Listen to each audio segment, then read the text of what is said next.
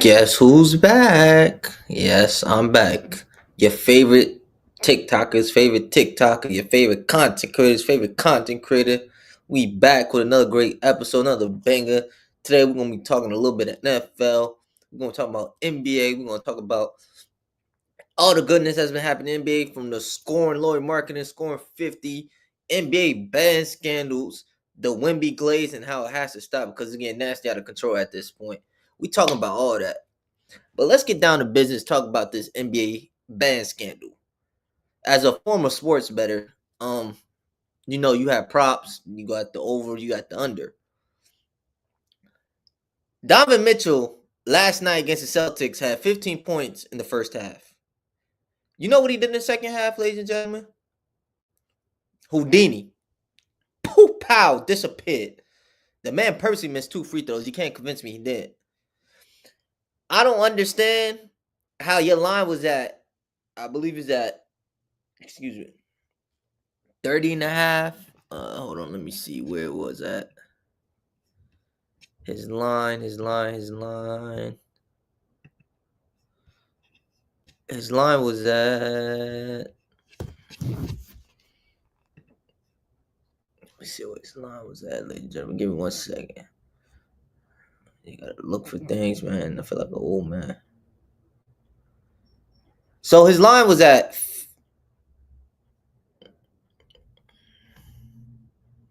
Thought I had it. I don't have it. Okay, I don't know exactly what his line is, but we're gonna say his line was at 30. I think it was at 30 and 29 and a half points.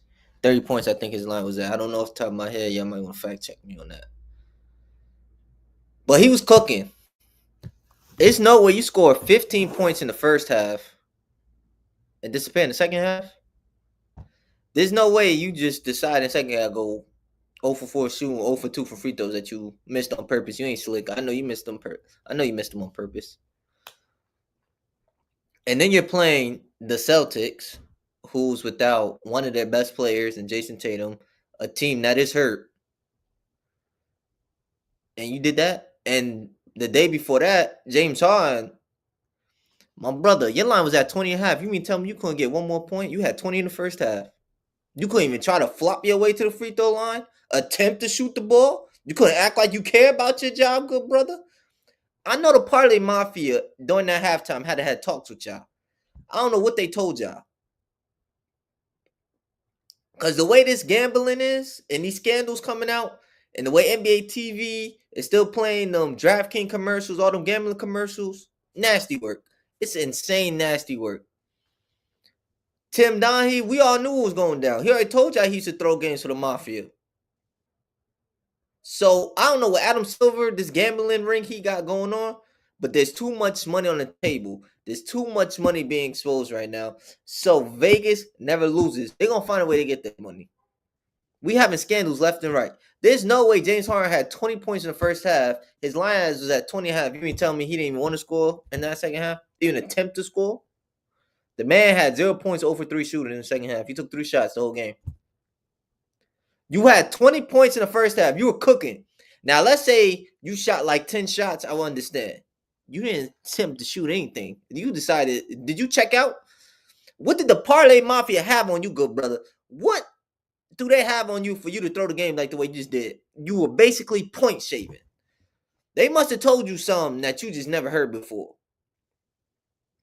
And then don't get me started on Ty Lue. Ty Lue now got investigated. Now he's in the part of this scandal. Because now, according to Pablo Torre, the famous reporter who had Kawhi, his contract was a little funky with the Clippers. It says, according to multiple sources with direct knowledge of the April 2019 game in Vegas that we have been discussing, The same one where Billups was allegedly profiting off an extremely suspicious hand in a rigged shuffling machine. That's nasty work, bro. You cheating out your homeboys? Yeah, I would report you too. I ain't gonna lie, I would have been snitching. Yeah, come on, man.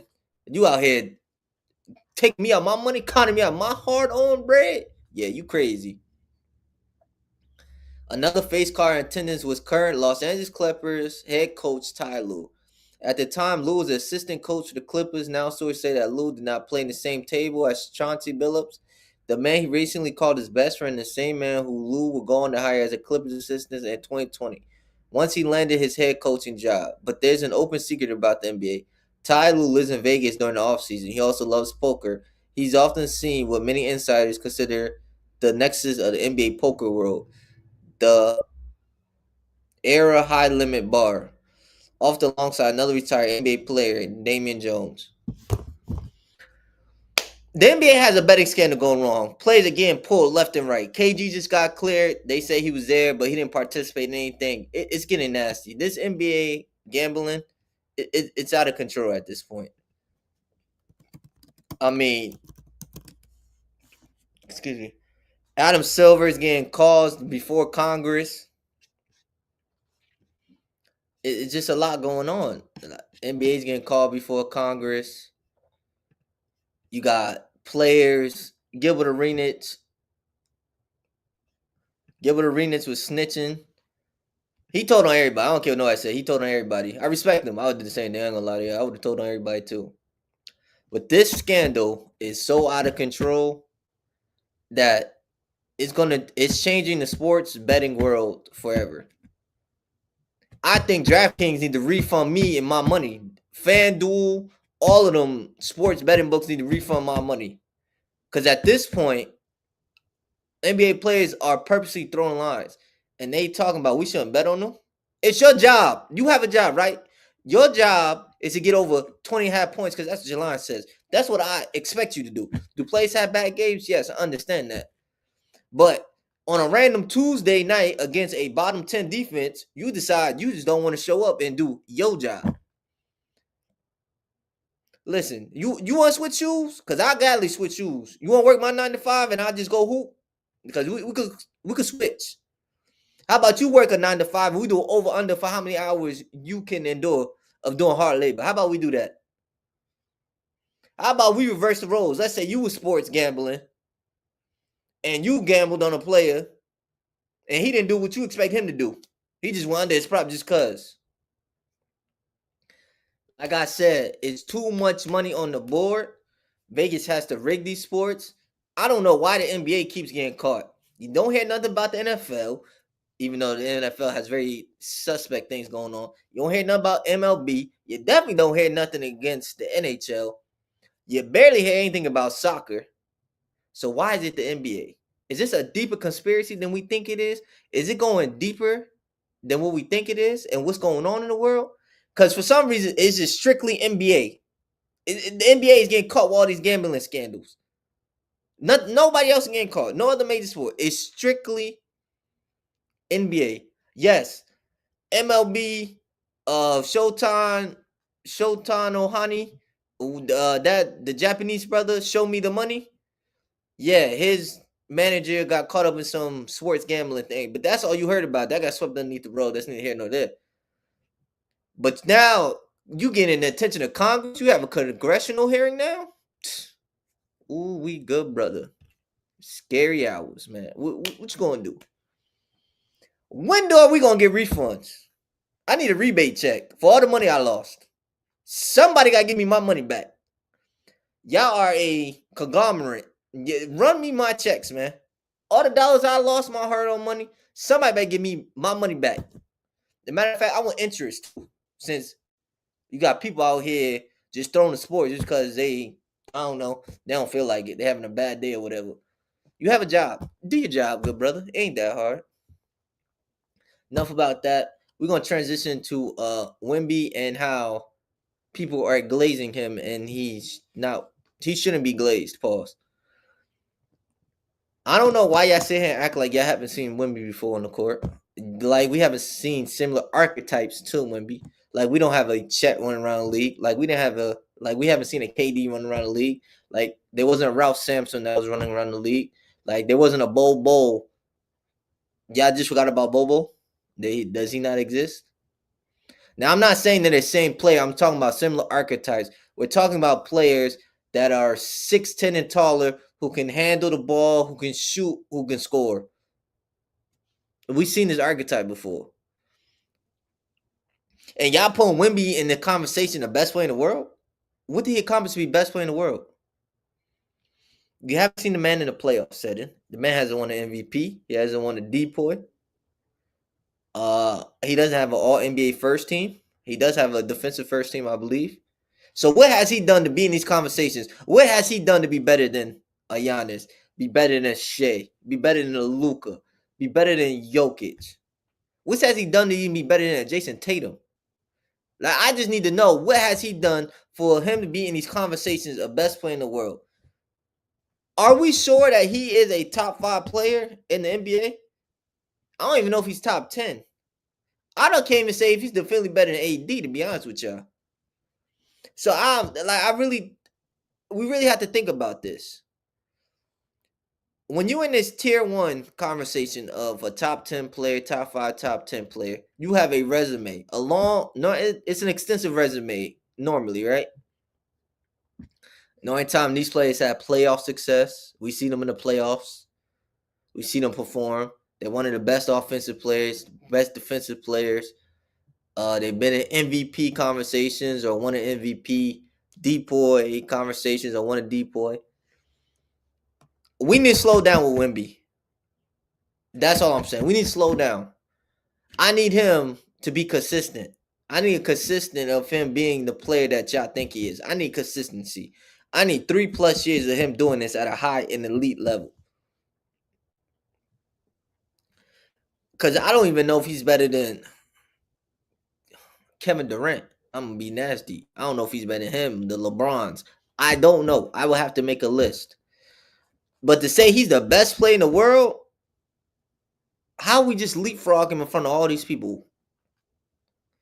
Like, I just don't understand. There are still weaknesses in his game that people don't talk about or gloss over. Is he a good defender? 100%. Is there things he could work on defensively? Yes. I don't think he's a good post defender. I think sometimes he's not good on the perimeter. Sometimes I think he gets lost on the perimeter. I think when it comes to his scoring, I think he settles for jumpers too much. I think he doesn't post up enough. Is Wembanyama Achimama a freak of nature? 100%. I'm not disagreeing with y'all. Is he one of a kind? That's a tricky conversation. Is he a generational talent? That's another tricky conversation. But we have seen the players similar archetype to Wemby. We have seen the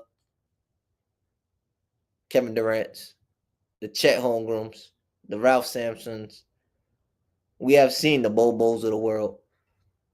We have seen players who at an extremely tall height, 6'10" and above, who can handle the ball, shoot the ball, and defend all at a high level. We have seen this archetype before.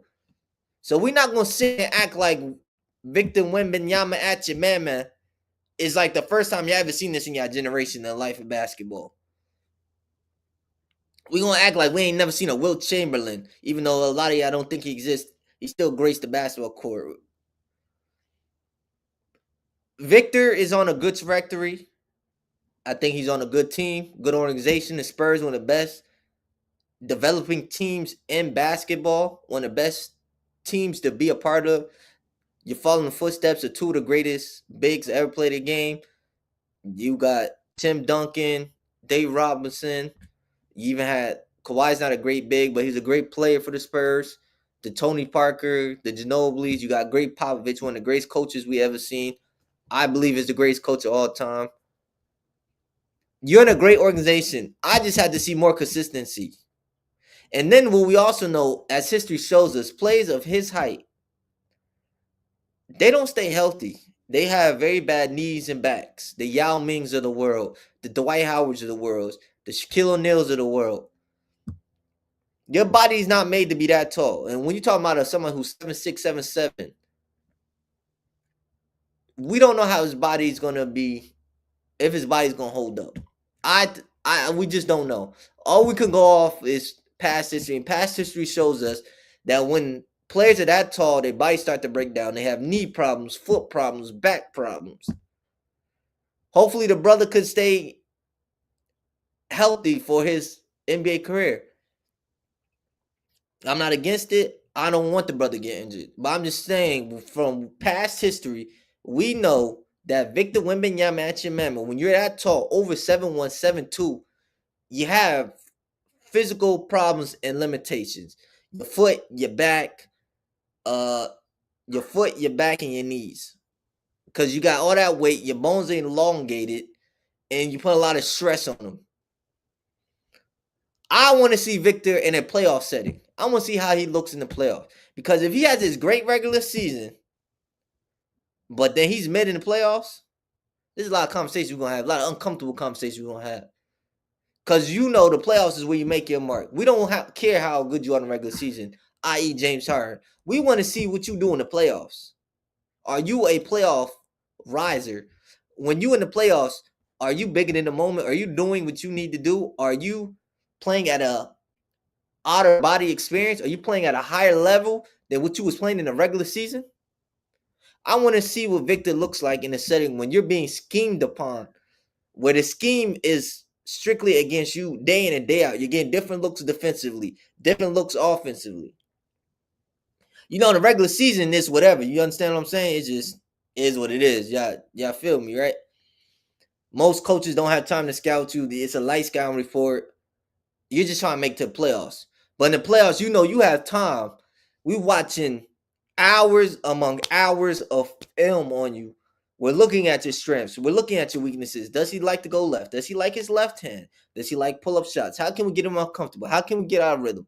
I want to see what Victor looks like in that setting, because that's not an easy setting to adjust to. Yes, all the great players do adjust in that setting, but I want to see Victor in that setting. I want to see what he looks like. I want to see what he can do. I want to know, can Victor be one of the all-time greats of this game? I want to know, can he make his mark in the playoffs? I want to know, can he be the best player on a championship team and help them win a ring? Because the West is only getting better. The NBA is getting better. We're seeing the NBA is pretty soon there's going to be a whole bunch of 6'8" big wing and forwards is running around the league. We know right now the small point guard is extinct. Like Tyus Jones may be the last of the traditional and small point guards. Tyus Jones might be the last of the last. The average point guard now is probably going to be 6'5" and taller. We talking about like the Min Thompsons of the world, the SGAs of the world. We ain't talking about them little 6'2", 6'3", 6'4" guards no more. They're gonna be 6'5" and taller. We know that the league is going toward more of a, we're in a wing heavy generation. We're gonna see a lot of big wings. And with these big wings, they could do a lot of things. They can shoot, they can dribble, they can pass, they can rebound. The days of being a specialist in the NBA is long gone. You have to play, you're going to have to be able to do a little bit of everything and have at least two skills, two elite to good skills on that basketball court. You're going to have to be able to do more than just defend like Vanderbilt. You're going to have to do more than just defend. Yes, are you going to find minutes for those type plays? Yes, you are. But are they going to be effective in the playoff setting? Not really, because all they can do is play defense. Now you're talking about offensive liability. Now you're playing 4-on-5 basketball, because I'm not worried about him. He's a liability. He can't create his own shot. He doesn't shoot the ball well. The only skill he has is elite shooting. The only skill, is elite defense. The NBA is evolving, and players are evolving with it. I said this probably like 5 to 6 years ago. I told people the NBA is moving into positionless basketball. There's pretty soon there's going to be players 1 through 5 that can do everything on the court. Shoot, rebound, defend, pass the ball. You're going to be seeing 7'1" guys playing like guards. Some we haven't seen or been accustomed to in the NBA. The traditional roles are dying out. Now you have to be multi-versatile.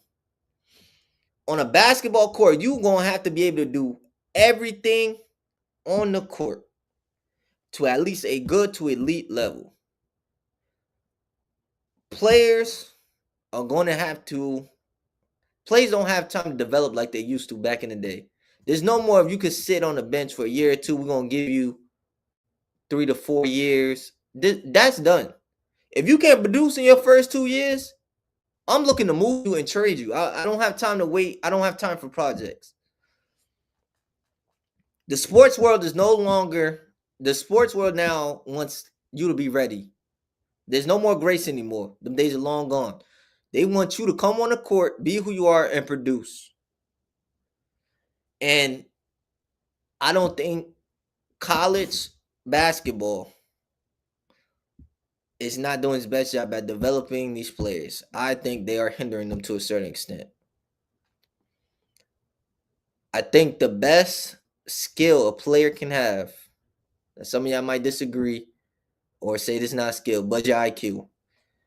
If you have a high IQ in basketball, you can make yourself look better than what you really are. They can find a spot for high IQ players. Players are always going to be faster than you. Players are always going to be stronger than you. Players are always going to be shoot better than you, rebound better than you, defend better than you. But when you have an IQ, a high IQ, you can hide your flaws better than a lot of players. Because you know you can't do a certain one thing, but you have this IQ where you get away with certain things. I may not be the fastest, strongest defender, but I can understand angles at a very high level and how to cut players off, how to make them uncomfortable. I may not be the greatest shooter. I might not be a Steph caliber shooter, but I can find ways to get to spots where I can be an effective shooter. Maybe I need to be shooting in the mid-range and closer to the basket. Maybe behind the three-point line ain't my thing. Maybe I could hit a couple open threes. But again, you have to be able to do everything. The NBA is changing. It's evolving. And this is leading me to my next segment, which we're going to talk about OKC. The dynasty has started with OKC. If you ain't on the bus, you need to get on the bus. And if you ain't getting on the bus, we leaving you at the bus station, good brother. OKC is elite. The best in the business, the best I ever seen personally of developing talent players. They get players that you wouldn't think are going to be elite. Nobody knew what SGA was going to be when he came over there. Nobody knew what both Jalen Williams were going to do. They came from a small school. I believe it was Santa Clara. I think the only other NBA player to get drafted from that school was Steve Nash. They come from these small schools. They go under the radar. Aaron Wiggins, great rotational piece for the Thunder. Having a good season. You could see the progression. You could see him getting better. You could see the development in his game. OKC has AJ Mitchell. AJ Mitchell this season has been looking so well and so good, on the basketball court that they didn't find another diamond in the rough. Okay? Like for OKC to keep hitting on these draft picks, the way they're hitting on these draft picks is insane and nasty work. The AJ Mitchell was Santa Barbara. He was a second round pick. He was the 8th pick, 38th overall. So we talking about a second round guy. What AJ Mitchell is doing this season, I know it's only been 5 games, but currently he's averaging 18 points, 3 rebounds, 1 steal. Well, 4 rebounds, 3.8. He's shooting 100% from the free throw line. Shooting 34% from 3 off of 5 attempts and shooting 52% from 3. Yes, Jalen Williams has been hurt, so AJ Mitchell has been getting a lot of them minutes. And with him getting a lot of his minutes, he's been showing up. He just had a career high versus Indiana of 26 points. He's making the most of his minutes. You can clearly tell that he's being developed. He's a good defender. He's a good playmaker. He's a good scorer, high IQ. He moves well without the ball. Like it, Sam Presti don't miss. We're about to witness with the Oklahoma City Thunder. We about to witness the same thing that the Warriors did. We're gonna see it replicated. I know people said we're never gonna see it again, but we about to see it on a greater scale. And I think the Thunder dynasty is gonna be more impressive than the Warriors dynasty because the way they are drafting and developing players, as long as Chet, SGA, and Jalen Williams, J Dub, is all healthy, you got those three guys. You have elite role players that you keeping on these cheap contracts. You got a million picks till 2030. So if you keep these three guys and just put the correct pieces around them, this dynasty is going to be one of the greatest dynasties we ever seen. You understand what I'm saying? And another thing I want to add about AJ Mitchell, right? He's holding opponents to 23 field goal percentage and 8.3%. AJ Mitchell is carving out himself a role in the NBA. Unfortunately, NBA the Thunder have a pick. They took last year. Nikola Topic. Today is reported. Unfortunately, he had cancer. So speedy recovery. I hope he gets better. That's another weapon they got that has been going on the radar. We didn't see him play. He won a championship sitting on the bench. So he's about to get 2 years that he hasn't played. Hopefully we get to see him on the court. I want to see what he looks like. A lot of people saying he could possibly be the best player in the draft. He did drop because unfortunately he did get hurt. But OKC, the way they develop players, man. Think about this. OKC is currently undefeated. All right. They're currently 5-0, I believe. Mind you, J-Dub hasn't even taken the court yet. Isaiah Joe's been hurt. Chet missed the last game because he was hurt. And they're still finding ways to win games. On top of that, they are one of the worst three-point shooting teams in the NBA. They're the bottom 10 three-point shooting team. And the interesting and intriguing thing about the Thunder, even with them not being able to shoot threes at a high level, they find ways to win games. How they find ways to win games? They have good defenders. They're tenacious on defense. They make the right passes. They know how to rebound. They just find ways to win games. They do the dirty work. They do the things that most teams don't want to do. They do. When you have a roster with Lou Dort, one of the best 3-and-D players in the game, you have a player like Isaiah Hartenstein, a very high IQ big, good rebounder, a good defender. He's very good at passing the ball. When you have a Cason Wallace, one of the best guard defenders in the league, you got Aaron Wiggins, one of the best all-around players, in my personal opinion, on this team. He does everything at a high level. When you have Alex Caruso, you got AJ Mitchell, you got the other Jalen Williams. Like,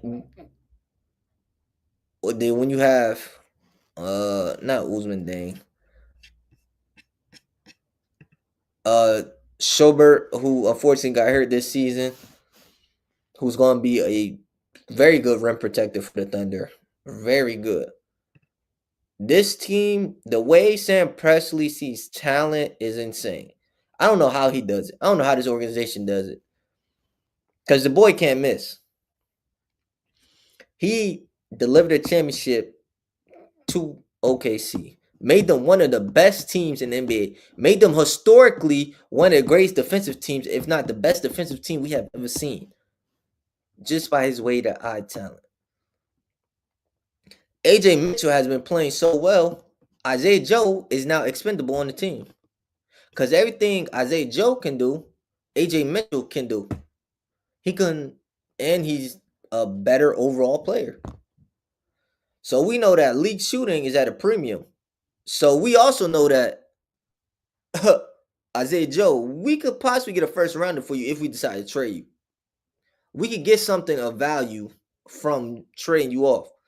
So OKC so good at drafting is that even when they have other players that there are other players that emerge, they can still get value from the players that they're gonna have to trade and turn them into a profit, turn them into get something more. I think Isaiah Joe might honestly, with the emergence of AJ Mitchell, if he continues to prove that he can shoot the three ball at a high level, what do you need Isaiah Joe for? I'm not understand. What do you need Isaiah Joe for? Isaiah Joe, you're now expendable. Isaiah Joe, I think you get a first rounder. A lot of teams are gonna want him. He's an average defender, and he can shoot the three ball, and that's about all he can do. He's not very good at creating his own shot. He's not good at finishing around the rim.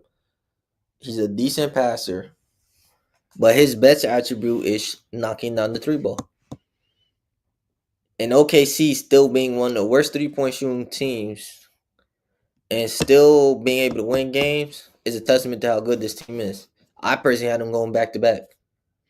And if they go back to back, there's going to be uncomfortable conversations about Shea versus Steph Curry. Because at that point, we're talking about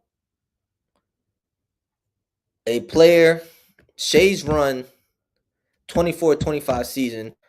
That run was better than Steph Curry's anonymous MVP season. It's not even close to me.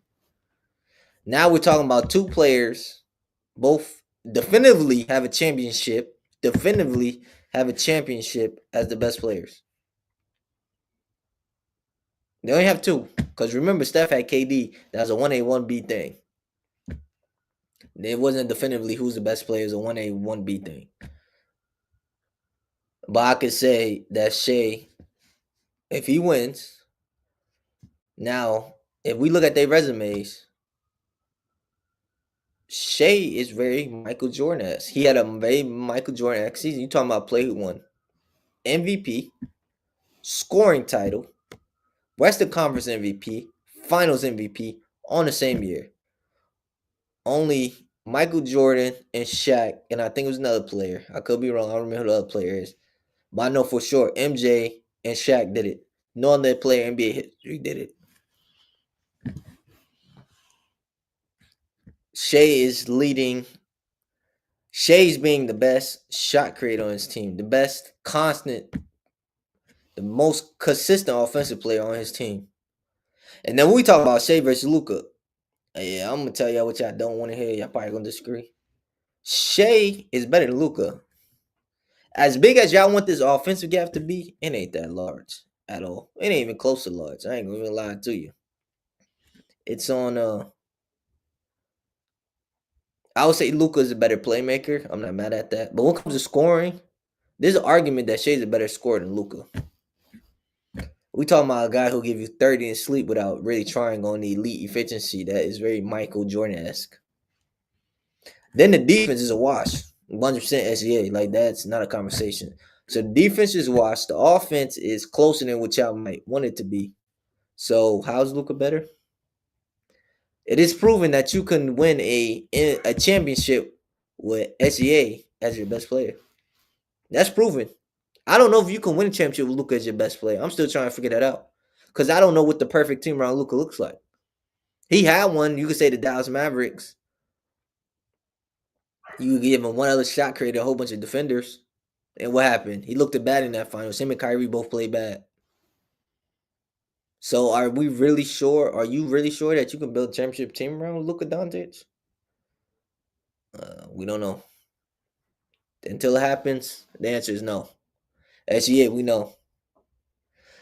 And for all y'all saying if you put Luka on the Thunder, that makes the team better. That's hypothetical. You can't prove or disprove that because we don't know.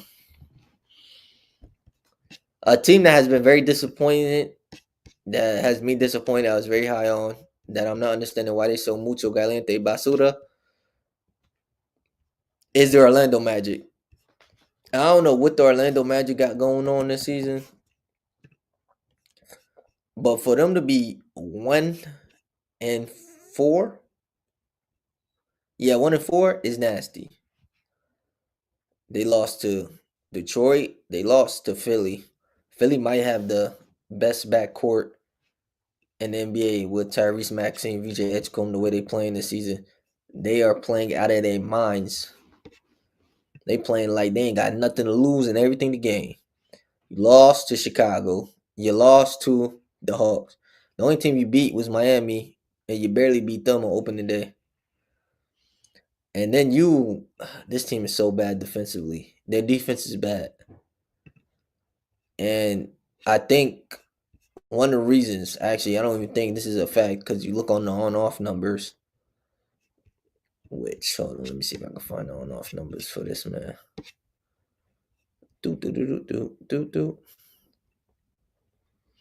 There's a certain player who's just, we're going to put that numbers on the screen. Where is it at? Oh, here we go. There's a certain player who's just ill. So Wendell Carter, right? When he's on the court, they have a 106 offensive rating. So they're basically scoring 106, 107 points. When he's off the court, the offense is getting tremendously better. They're scoring 119 points. So he's a minus 12 on off the court offensively. So he's hurting the team more than helping them. And then Wendell Carter, when he's on the court, they're giving up 116 points to their opponent, of course. When he's off the court, it's 123. So he's a minus 7.4.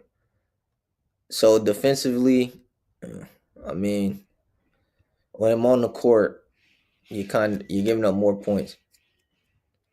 You're giving up 7 more points when he's off the court. But offensively, yeah, it's night and day. They're clearly a better offense without him on the court than off the court. Then Goga Biapste, I don't know how to say this brother's name. Gogan, we're gonna call him Gogan until I don't know how to say his name. They have a 120 when he's on the court. When he's off the court is a 116. So he's adding 14 more points when he's on the court. The offense is 14 points better when he's on the court. Then when we're talking about his defense, they're at 121 when he's on the court. When he's off the court, they're 118. So when he's off the court, they're giving up 3 less points. So their bigs are not good rim protectors, basically what I'm looking at. If we just go off of these numbers.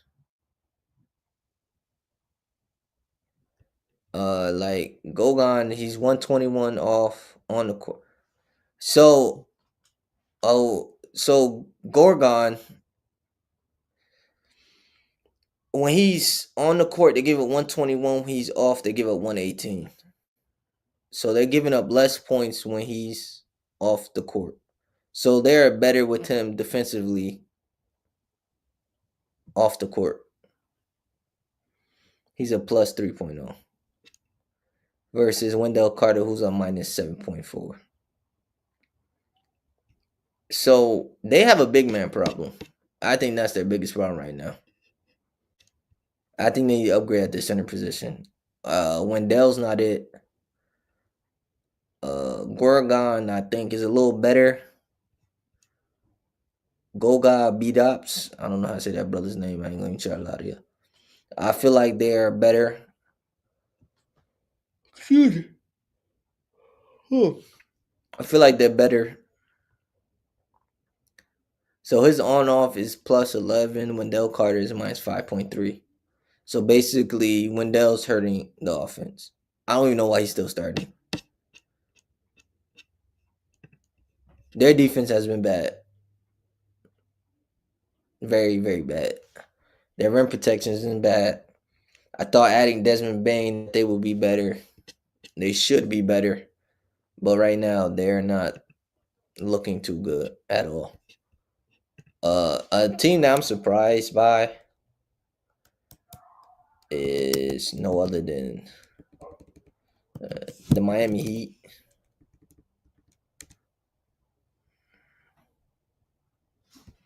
The Miami Heat have really surprised me this year. If you're telling they're 3-1 right now, and offensively they're putting up the most points in the league. Who would have thought that? They're averaging 131.5, which is first in the league. They have the fifth best offensive rating in the league. They have the third best defensive rating in the league. And they're 29th in opponent points. But if you had told me that the Miami Heat were going to be the best offense in the league, one of the best offenses in the league and scoring the most points, I would have laughed at you, told you were crazy, something's wrong with you. You got Norman Powell, who's been a bucket averaging 24, who is their best scorer. Then you got Bam averaging 21. Jaime Jaquez is averaging 18. Wow, he's making a major step this season. Then Nikola Djokovic, Kyle Ware, and Simone Facciacci, they're all averaging. Well, two averaging 11, he's averaging 12. That team is surprising to me. Miami Heat have one of the best offense in the league. That's crazy to me. Crazy word.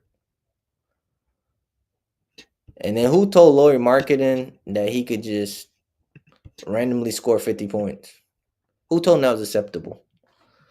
I want to give a shout out to AR-15, Austin Reeves, because he been hooping without LeBron and Luka. I said Austin Rivers. I want Austin Reeves, not Austin Rivers. Like what? Shout out to him because he's been hooping.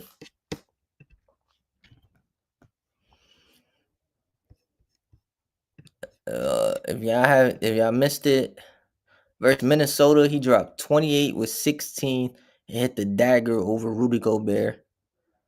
Then Portland, he had 41 points. Then versus Sacramento, he had 50. He almost had a 51 triple double. So Austin Reeves has been looking good without LeBron and Luka. He's been looking like a good third option. Now, if you're the Lakers, I just present this question to y'all. Are you gonna pay that man in the offseason if you're the Lakers? Because he's gonna command a bag.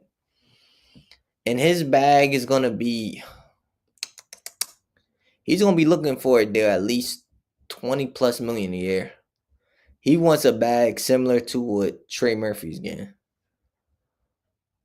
Can Austin Reeves be the third best player on championship team? Again, I don't know. I haven't seen it, so I can't speak for that. I think one of the biggest problems with Austin Reeves is his consistency with him. He has to be able to keep this consistency up. He's been holding it down. I ain't gonna lie to you. He's been holding it down without LeBron and Luka being there. But he's been hooping. I will say that he's been hooping. Another player I just wanted to touch upon, pause, is a player a lot of y'all been talking crazy about this season. NBA Finals MVP, Mr. Jaylen Brown. He just had 30 last night versus Cleveland. He shot 44% from three, and he shot 60% from the field. Then versus Detroit, he had 41 points. He shot 48% from the field, 55% from three. Versus the Pelicans, he had 15 points, 33% from three, 55 from the field. this season and 5 games he has played, he's averaging 27 points off of 4 assists, 5 rebounds. I'm running it off to 6 rebounds.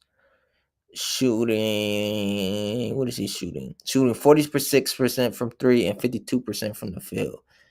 For all you true shooting people, he is shooting. What's his true shooting right now? 64%. So he's looking like a good number one option. I get it. The season just started. So there's that. Shout out to the 29 people who are in the stream right now. I appreciate every one of you. But yeah, he's putting up numbers this season. Now I know it's a small sample size, 5 games. What's their record right now? And they are 2-3. They beat the Cavs, they beat the Pelicans, lost to Detroit Knicks and the 76ers. But he's been looking good, pause for the most part. On the basketball court, he's been looking like a good number one option. A lot of y'all were talking crazy about Jaylen Brown, and we just had to put that out there. It's time for the 76ers to move on from Joel Embiid. Yeah, it's time. Why am I saying that? Because when you have Tyrese Maxey averaging 37 in 4 games, and VJ Edgecombe averaging 22, being historically great, being one of the best rookies that we've seen on the 76ers. He had the most points, I believe, for a rookie in 76ers history. And he had in the second most points, and he had the most points for 76ers in debut history. I believe he had the second most or third most in NBA history, and he passed LeBron for most points scored by a rookie in the quarter. So when you add all that up, Max is looking, he's looking very well, averaging almost 38 points with 8 assists. VJ Edgecombe putting up 23. Kelly Oubre is putting up 17.5, 18 points. Quentin Grimes and Joel Embiid. Joel Embiid's no longer the best player. I think he should retire. I think it's over for him. GG's, hang up the jersey. You did what you could. You got a MVP. You never made conference finals. You probably top 15. Yeah, top 15 big all time. Top 15 center all time. Excuse me. 11 through 15 somewhere. But yeah, VJ Edgecombe's looking better than I thought. Currently they're second in points. And they're 25th in opponent points, so they allow a lot of points.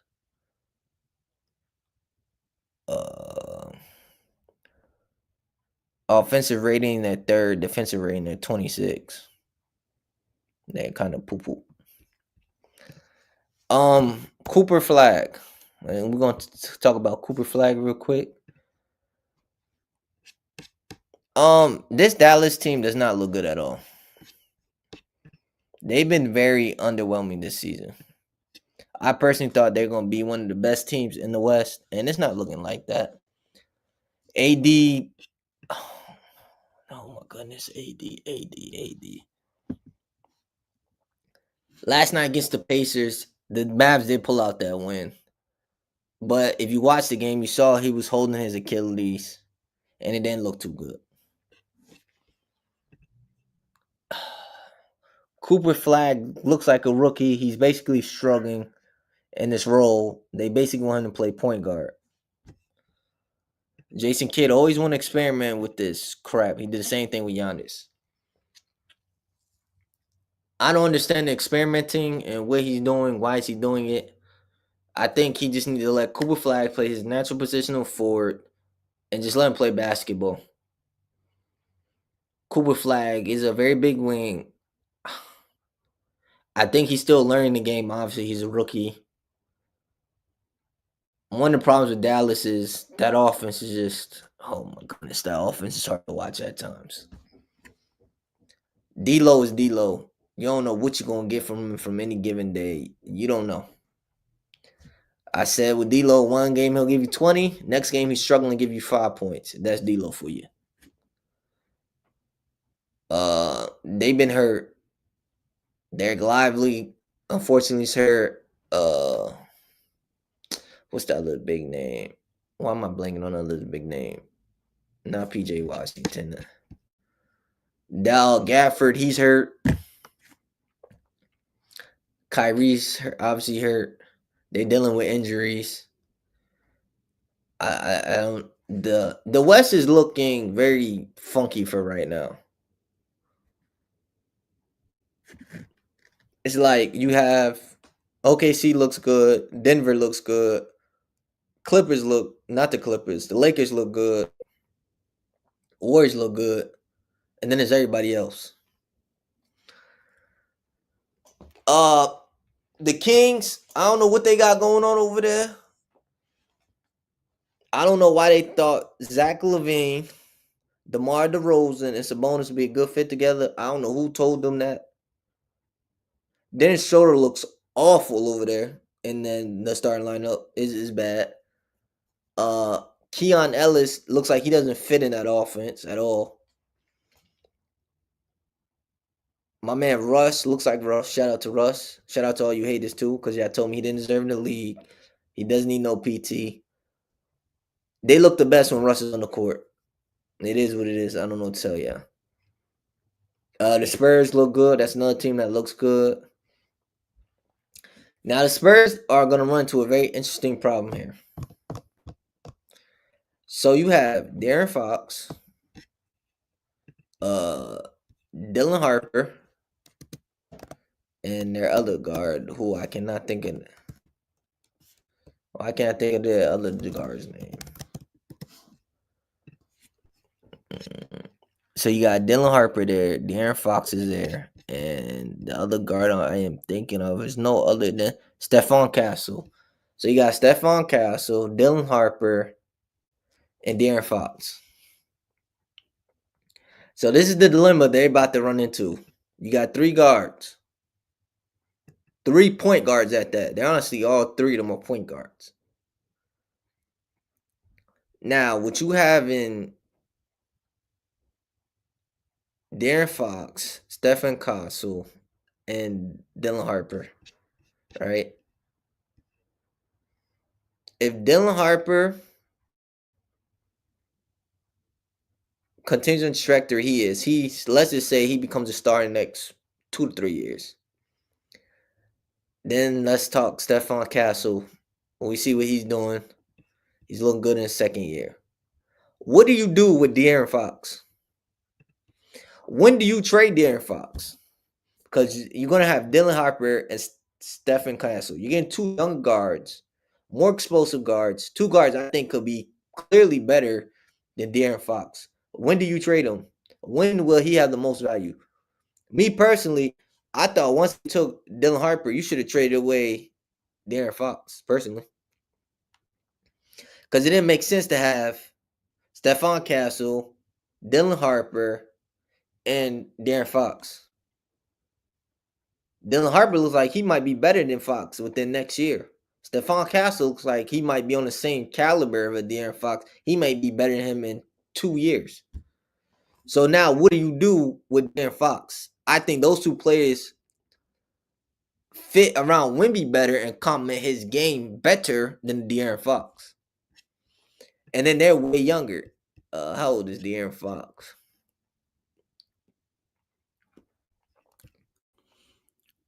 De'Aaron Fox is what? 28 years old? Versus you getting 2 guards in the early 20s that can grow next to Wemby, that can develop and grow next to Wemby. De'Aaron is basically a vet. So my question, is when do you trade De'Aaron Fox? Because once you drafted Dylan Harper, I feel like his fate was sealed. What can he do that these 2 guards are not gonna be able to do within a 2 to 3 year span?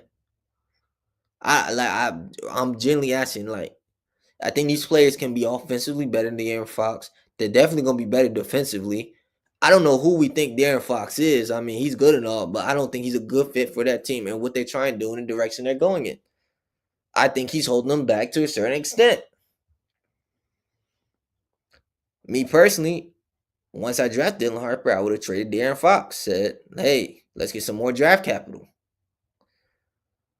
I mean, if this team makes the playoffs, if the team makes the playoffs, they're looking good without De'Aaron Fox. So De'Aaron Fox comes back, he plays, they look better. I just don't like. I personally like Stephon Castle and Dylan Harper. I just feel like that's better. Dylan Harper is a point guard, but he has to play too because obviously Stephon Castle's there. Then you got Vassell there. I just think this team is a little bit guard heavy right now, and you're gonna have to trade away these guards. And I think the weakest guard who you could probably get the most for at this stage of his career, because you don't want to get the young guys, and get some money off the books is D Fox. I just think it is what it is. Now we're gonna switch over to football before I end the stream for a little bit. Shout out to the Patriots, man. They getting a 10-win season. We're gonna respect the Patriots. Drake May balled out against excuse me. Drake May balled out against one of the best defenses in the league in the Cleveland Browns. The best defense in the NFL. They allowed the least amount of yards. And Drake May put on a show. Man. We got a game tonight. We got Baltimore versus the Dolphins. I'm taking Baltimore. Lamar Jackson's back. Picard Richards back, which is going to help them a lot. Derrick Henry going for over 100 yards, 2 touchdowns. I got Lamar rushing for 40, throwing for easy 150 with 2 touchdowns. I expect this game to be a blowout. The Dolphins need to start trading and moving pieces. They need to blow up their whole team. I will have a show with the NFL trade deadline coming up. We're going to discuss all the trades, what I think about the trades, rate the trades. The Patriots made 2 moves. They got rid of Keon White and I forgot the other play that they traded for. That they traded away. Let me see. I think it was Kyle Duggar. Yeah, I think it was Kyle Duggar was the trades we made. Yeah, Keon White and Kyle Duggar got traded away. I honestly like them trades. I thought they were good trades. Kyle Duggar, you giving us Keon White didn't fit in the scheme that Mike Vrabel likes to run. So that's why you trade him away. Kyle Duggar, he frees up cap space for us, which I like. More money. We go get over a free agent. Go get somebody big. Pause. Of course, we traded Kyle Duggar to the Steelers. Of course. Like I don't know why the Steelers just love our leftovers, but yeah. And then Keon White got traded to the 49ers. Yeah. So I like this for us. More cap space. Hopefully we get a big name and free agency. But ladies and gentlemen, you know all good things must come to an end. Tune in next week. We have another great show. NBA, NFL. We talking about all that good stuff. If you're watching on Twitter, make sure to follow me. You know the vibes. Tell your friends to tell your friends to tell a friend to tell a friend. Tell an enemy. I don't care who you tell. You can follow me on YouTube. If you're watching there, make sure to sub at Crazy Shot Josh Universe right down there. So you'll find me on YouTube. On Instagram at Crazy Shot _ Crazy Shot _ once again _ Talk Sport. And then my TikTok at Crazy Shot Josh. I post on all these platforms. I'm on all these platforms. If you want to be a guest on the show, hit me up on any of these platforms. Twitter, TikTok, Instagram. Just hit me up. You can be on the show. No casuals allowed. Follow your favorite content creator, Sub to your favorite content creator. Y'all know every Thursday, 5:30, 5:30, what time zone, man? Central time zone, 5:30. Y'all know, tap in with me. I mean, fake content creator. Your favorite sports creator, your favorite content creator. Y'all know vibe. Shout out to the 29 people who are in here, who tapped in with me. I appreciate every single one of y'all. Make sure to show some love to the boy. Y'all know the vibes, man. Again, make sure to follow me. Sub to the channel. It's free 99. It takes 10 seconds. All you got to do is sub. Woo! Go about your day. Again, make sure to follow me. You know the vibes. You can find me anywhere, everywhere. I'm out of here. Y'all enjoy the rest of the day. Shout out to 29 people. I hope all 29 come back to the show next week, Thursday, 5:30 Central Time. Y'all know the vibes. I'm out of here, man.